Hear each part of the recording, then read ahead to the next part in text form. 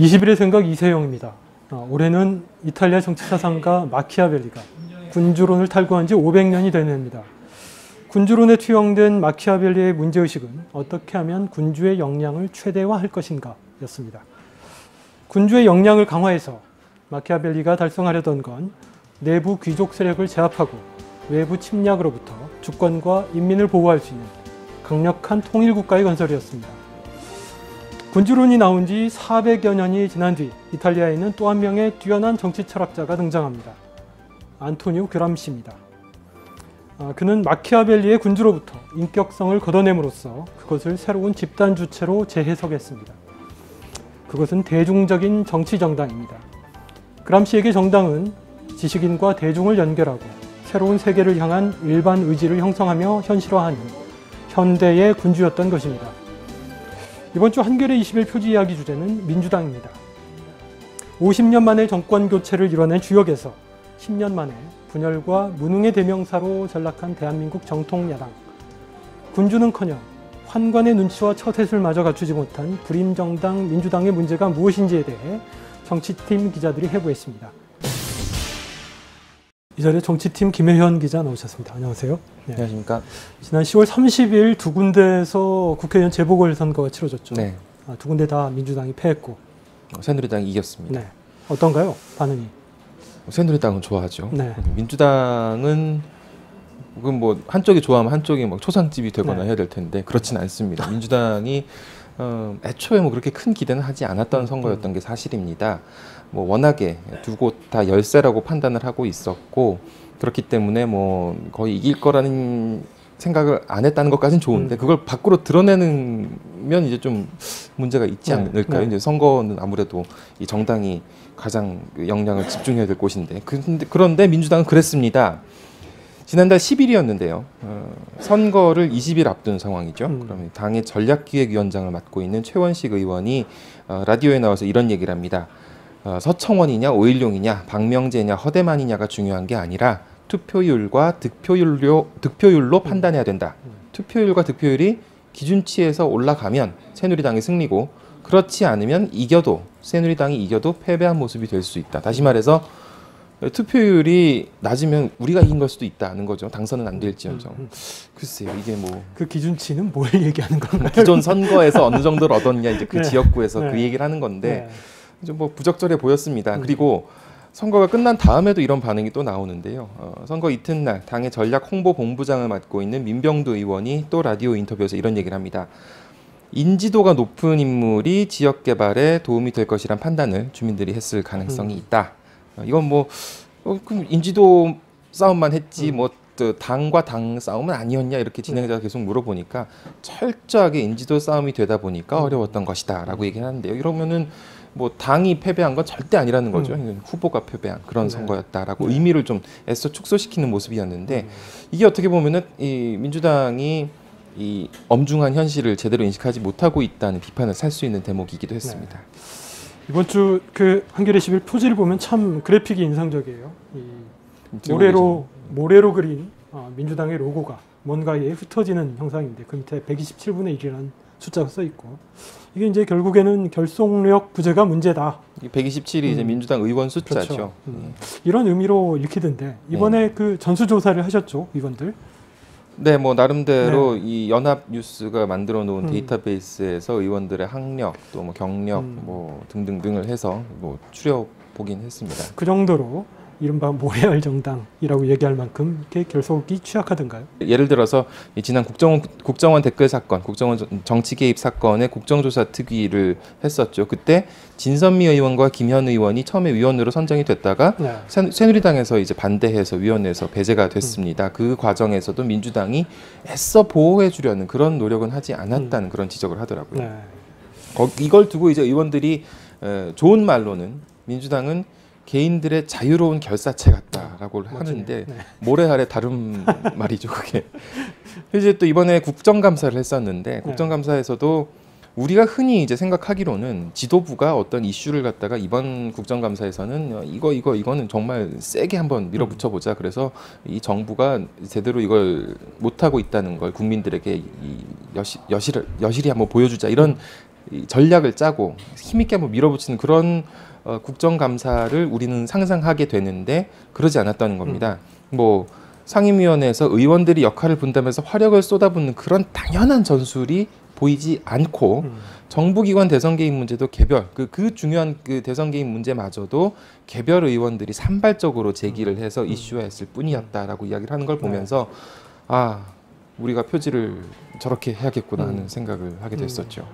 전략도 없고 뭔가 좀 바꿔보려는 의지도 없다는 건데 이 정도로 이 결속력이 취약한 건 어떤 이유 때문인가요? 구심점이 없다는 겁니다. 이 리더가 없다는 거죠.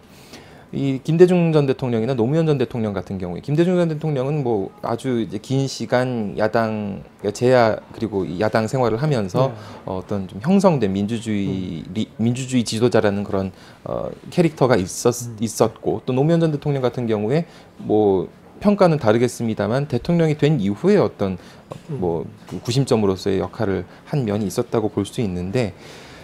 한 고참 당직자얘기입니다. 두 사람의 그늘에서 큰 사람이 없었다. 지도자가 클 수 있는 발판이 없었다는 얘기입니다.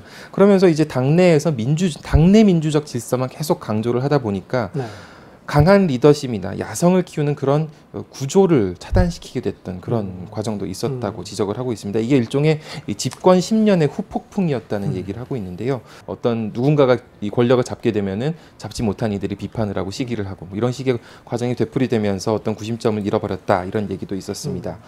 또 한 가지 지적되는 것은 현 지도부의 문제점이 있었는데요. 김한길 대표나 이 전병원 원내대표 같은 경우에 글쎄요, 뭐 당에서 오랫동안 비주류였다고 평가를 받고 있습니다. 당에서 뭐 어떤 중요한 당직을 맡은 적도 있었는데 그렇지만 여전히 뭐 그 길게 봤을 때 그리고 최근 몇 년간을 봤을 때 당내에서 어떤 주류를 형성하지 못했고 그렇기 때문에 지금 요 직전까지 주류였던 그룹 사실 저희가 이번에 전수조사를 하면서도 개파는 중요하게 다루지 않았습니다. 왜냐하면 개파가 정말 현실적으로 복잡한 것도 복잡한 건데 개파라는 게 사실 이 미래에 어떻게 할 것인가를 놓고 파벌을 형성하는 게 맞는 거잖아요. 근데 지금 민주당으로서는 미래를 기준으로 한 파벌은 없고 과거를 기준으로 한 파벌의 흔적은 남아 있는 거죠. 그렇다면은 과연 이 개파를 얘기하는 게 의미가 있나 싶어서 개파를 크게 얘기를 않았는데 어쨌든 이 이른바 뭐 친노라고 불리는 이 구주류 같은 경우에 이번에 대선 책임론을 이야기하면서 이번 지도부에는 뭐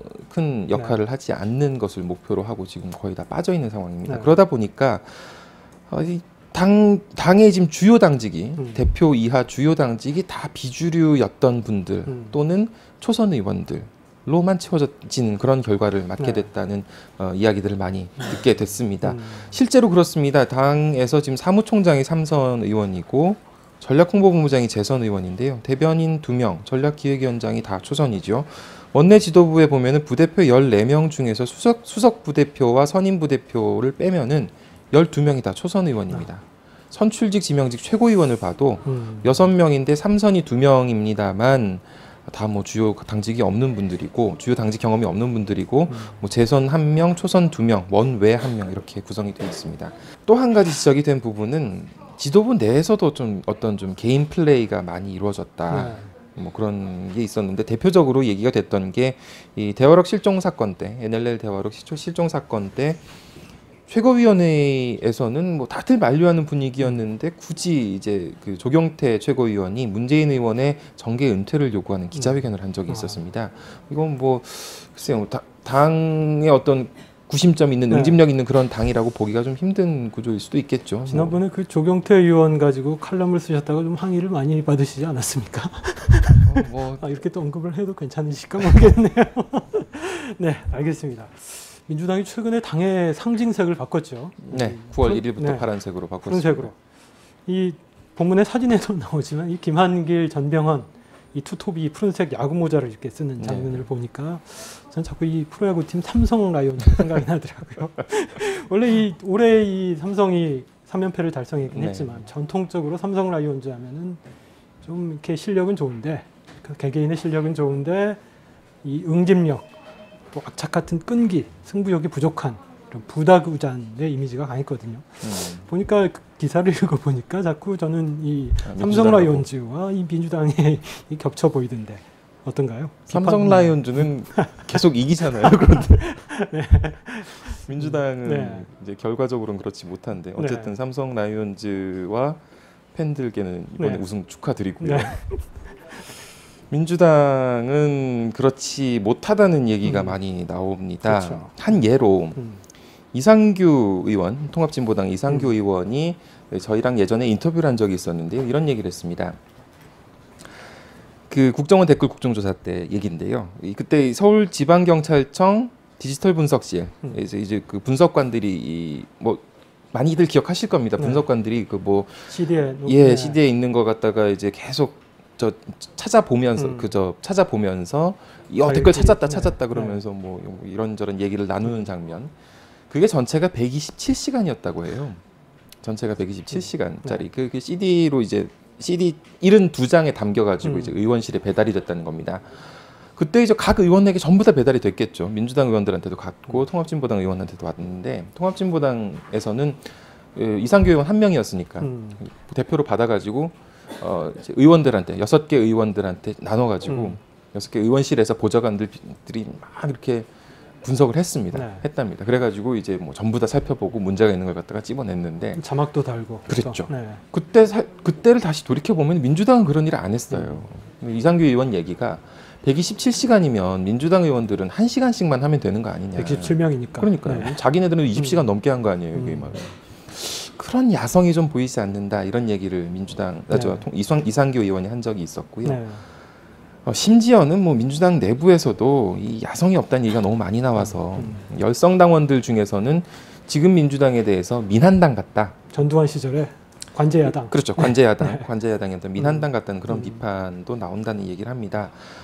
실제로 근데 이런 이 배경이 어떤 게 있을지를 좀 살펴볼 필요가 있는데 민주당이 지금 야당이긴 하고 우리 인식 속에 야당을 굉장히 오래 한 것 같은데 네. 집권은 한 적이 별로 없으니까 10년밖에 못했어요. 그렇죠. 네.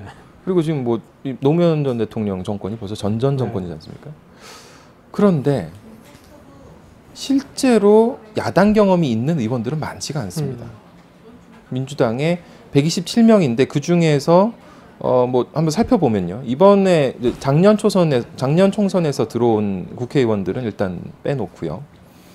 그 전 2008년 총선에서 네. 들어온 국회의원, 처음 당선된 국회의원들 같은 경우에 다음에는 이제 여당이 될 거라는 기대를 좀 많이 했었죠. 우리가 집권당이 될 수 있다. 그렇죠. 네. 그러면서 좀 뭐 아무튼 얘기를 많이 들었습니다. 네. 그리고 그것도 대선에서 패배한 직후이기도 했고 이제 당 분위기가 좀 어수선했다는 얘기죠. 그 전 총선은 2004년은 여당일 때죠. 그렇죠. 그 전 총선 2000년은 또 여당일 때죠. 네.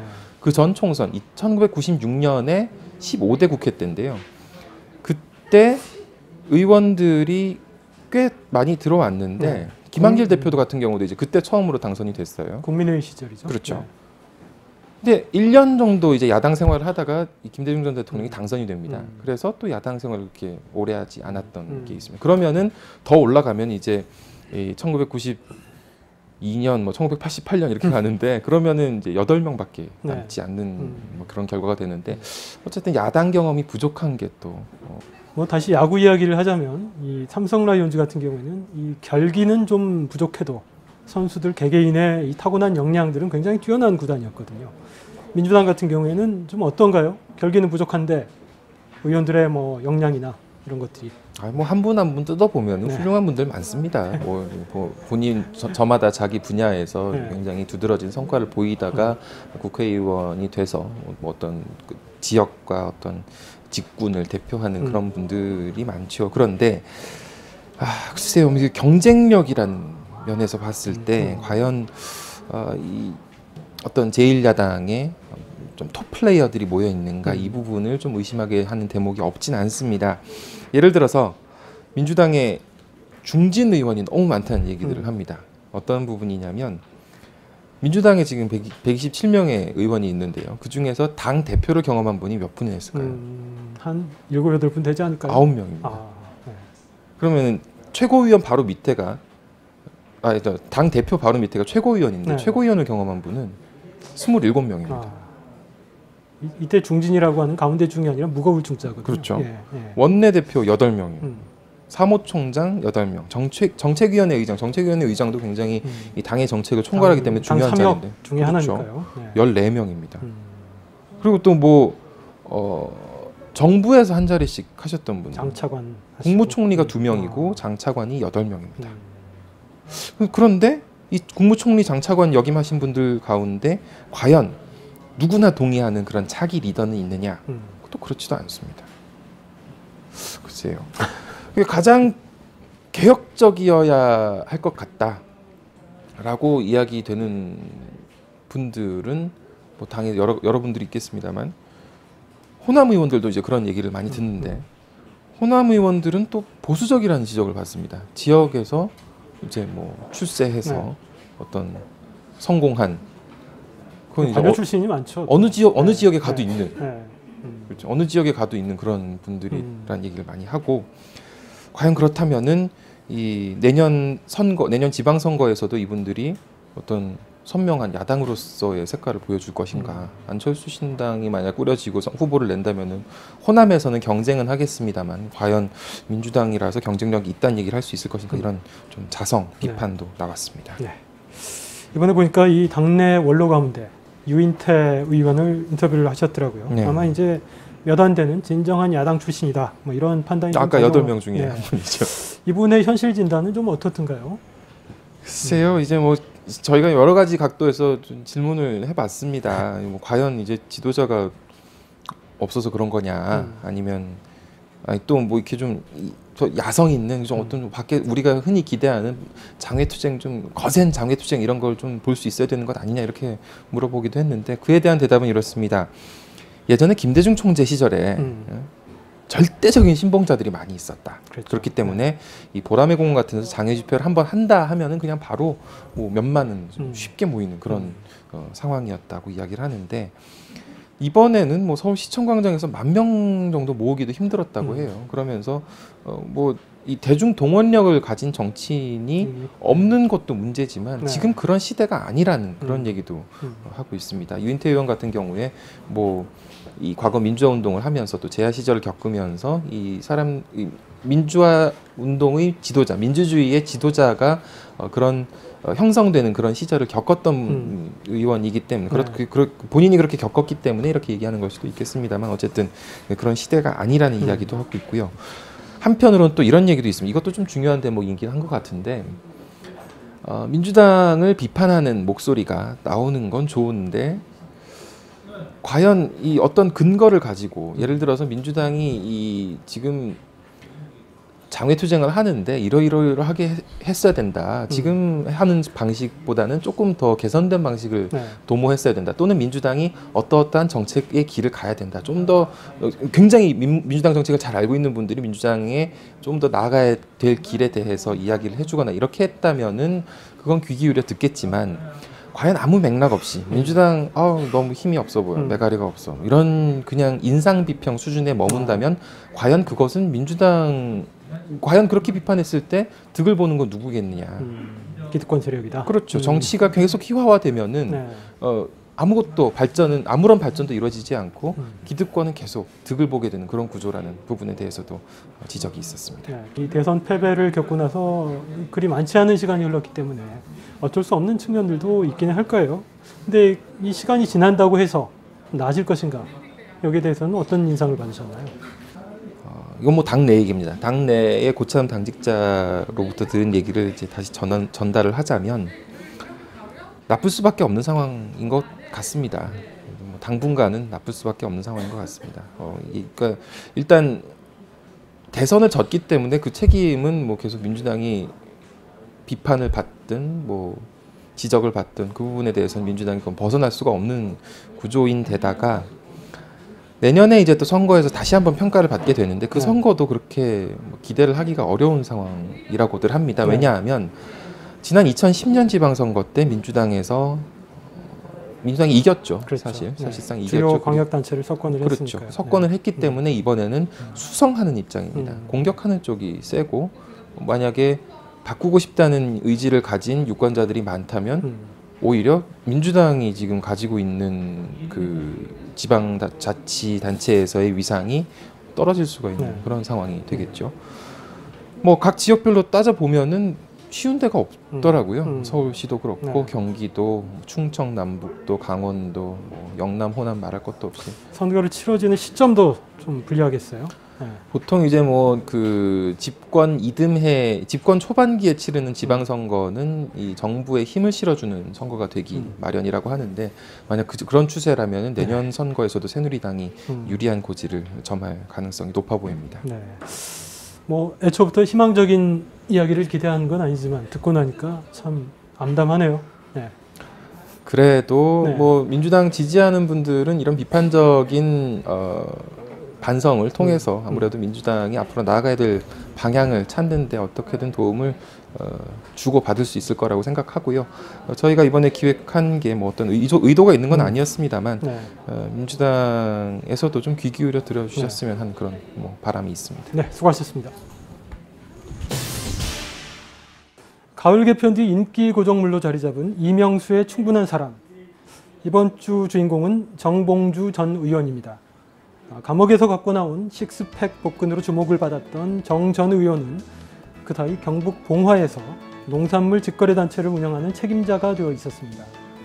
감옥 1년 갔다 오면서 완전히 새로운 삶이 시작됐다 라고 말하는 정봉주 의원의 근황과 생각을 엿보실 수 있습니다. 어제 오늘 신문과 방송에는 절정에 이른 서울 도심의 단풍 풍경이 일제히 실렸는데요. 사회팀에서 도시인의 녹색 갈증을 풀어주는 가로수의 역사를 취재했습니다.